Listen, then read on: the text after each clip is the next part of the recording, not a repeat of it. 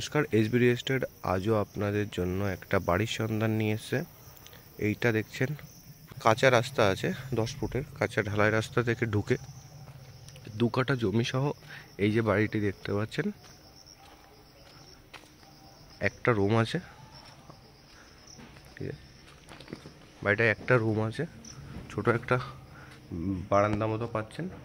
এখানে পুরো বারান্দা আছে, একটা রুম আছে। পুরো বাড়িটা ফুলভাবে মানে এসেই বসবাস করতে পারবেন। 2 কাঠা মতো জায়গা, আশেপাশে প্রচুর লোকালিটি, ঠিক আছে। একদম এখান থেকে বেরিয়েই মেইন রোড। এখানে একটা তুলসী পিড়ি পাচ্ছেন, আর সাইডে এর সাথে আপনার অ্যাটাচ বাথরুম, পুরো অ্যাটাচ বাথরুম, তারপরে সব কিছুই রয়েছে। একটা পুরো সব কিছু ছাড় দিয়ে সব দিকে ছেড়ে একদম করা আছে। এই যে এই পাশে সীমানা, ওই লাস্ট ওই দিকটাই সীমানা, ওই পর্যন্ত।